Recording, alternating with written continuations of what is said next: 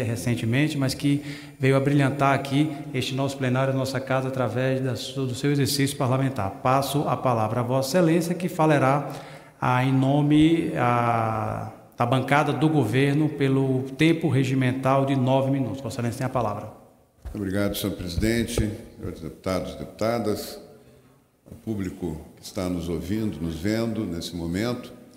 Eu gostaria de esclarecer mais alguns pontos em função de questões que foram levantadas, de críticas, a acusações de que nós estamos com um governo que privilegia os bancos, que o ministro da Fazenda é um banqueiro, né, foi presidente de um grande banco.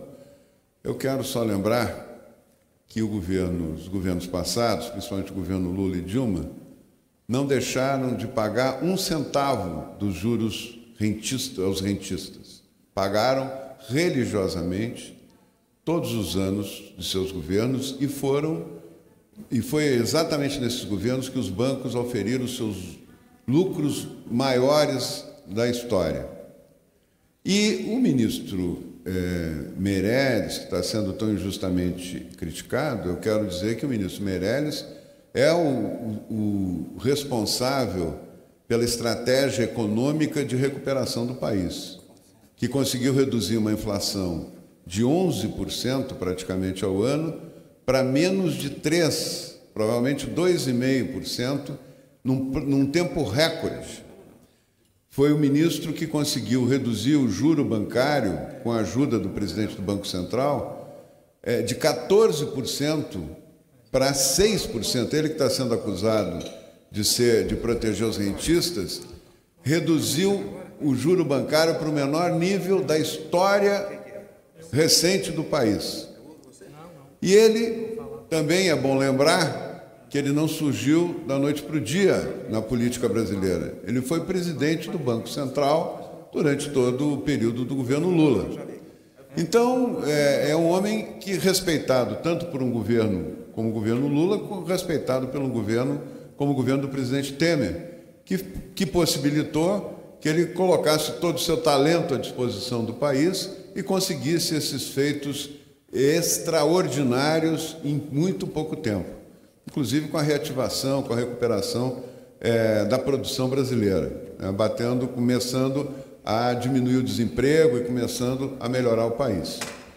Eu quero dizer também que jamais seria possível tal processo tão rápido se não fosse também uma incrível capacidade e uma sabedoria, uma visão de estrategista do presidente Michel Temer ao conseguir costurar no Congresso brasileiro, costurar em todas as áreas políticas, um grande acordo, principalmente com os partidos que hoje dão sustentação ao governo, que permitiu o teto dos gastos, que possibilitou que o empresariado, que quem investe no Brasil pudesse ter confiança através de uma nova legislação trabalhista, através de medidas que foram dando segurança aos investidores, a quem gera emprego e renda, a quem pode fazer o Brasil crescer. Então, com o trabalhador e com o empresário confiando mais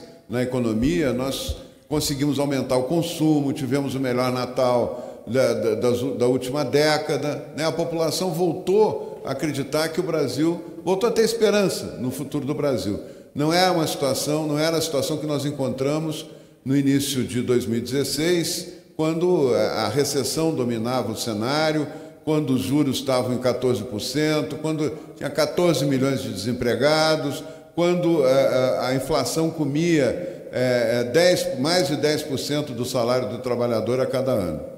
Então, eu acho que é importante deixar isso bem estabelecido. Outro avanço importante no governo, é bom lembrar que nós passamos décadas nesse país olhando a questão da violência e olhando a questão das drogas, mas em particular a questão da violência, que é filha da epidemia das drogas, como se fosse com um olhar de paisagem, como se não tivesse nada a ver com o governo federal.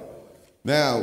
Os homicídios aumentando, o Brasil batendo recorde em cima de recorde de homicídios, a insegurança da população crescendo isso não começou agora, isso vem de muito tempo, e o Brasil já é há muitos anos o recordista mundial de homicídios, inclusive de homicídios contra as mulheres, de feminicídio, né? Porque o governo federal nunca tomou, sob sua responsabilidade, conduzir uma política nacional de segurança pública. Ficou sempre com uma questão dos estados, os estados também com situação de dificuldade econômica, e acabou gerando o que nós vimos aí, essa tragédia que a gente vê todos os dias, né? O Rio de Janeiro é, vamos dizer assim, a ponta do iceberg, mas isso, todos os estados brasileiros estão afetados. O nosso governo teve a coragem de enfrentar essa questão, criou um Ministério da Segurança Pública, tomou uma medida radical, decretou intervenção no estado do Rio de Janeiro, colocando lá como interventor o general Braga Neto, que é um militar competentíssimo, muito preparado para conduzir esse processo e para restaurar a autoridade pública que estava desaparecendo no Rio de Janeiro, em função da crise, em função dos problemas éticos, né? Nós estávamos ficando sem autoridade pública no Rio de Janeiro.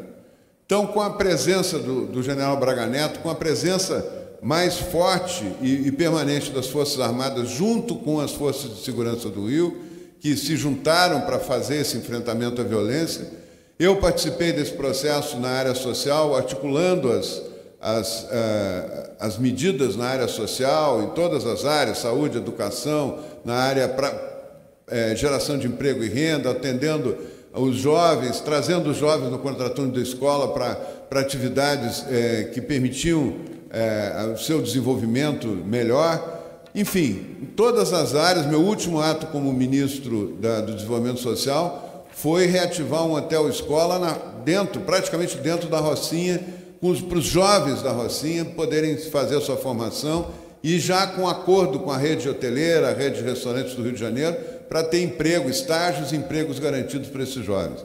E isso está sendo feito para todas as regiões de risco do Rio de Janeiro. Portanto, a intervenção federal no Rio de Janeiro, apesar das críticas que eu vejo aqui, muitas vezes da oposição, ela é necessária, a população do Rio de Janeiro quer esta intervenção, ela não é uma decisão política da cabeça do presidente, foi em cima de uma reflexão profunda e necessária, e passo a passo, vai reduzir a violência no Rio de Janeiro. Somando ações na área social, restaurando a autoridade pública a partir da área de segurança, nós vamos conseguir reduzir a violência no Rio de Janeiro. Eu acredito no que tem as forças militares de reserva moral, de preparo para enfrentar essa situação tão dura, tão difícil, né?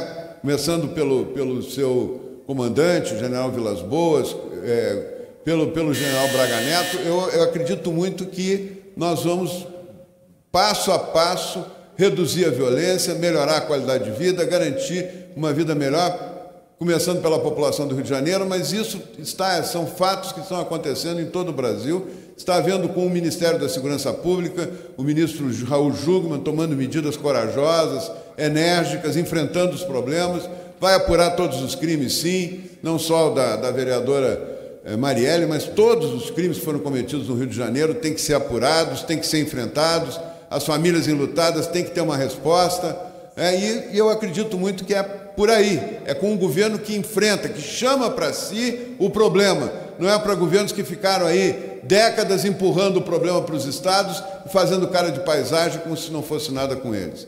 Também se avançou na política sobre drogas, o CONAD tomou uma decisão corajosa, ampliando as formas de tratamento, inclusive com as comunidades terapêuticas, que prestam um grande serviço, é claro que funcionando dentro de protocolos adequados, mas prestam um grande serviço, um serviço que vai realmente, quanto mais elas estiverem engajadas nesse processo, quanto mais elas puderem atender, mais rápido será o resultado, a resposta do Brasil no enfrentamento às drogas.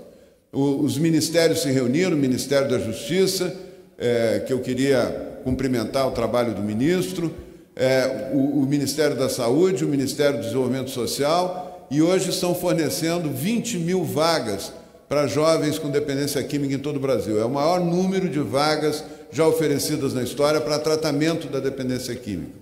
Então, isso avança junto com políticas que visam enfrentar a questão na fronteira, enfrentar esse verdadeiro tsunami de drogas que invadem o Brasil a cada dia, né? E isso precisa ter coragem para fazer. São políticas corajosas, políticas que vão dar resposta, que vão enfrentar essa chaga terrível que o Brasil tem. Não é possível achar que não tem nada a ver com o governo federal, como se achava antes, a questão da violência no Brasil.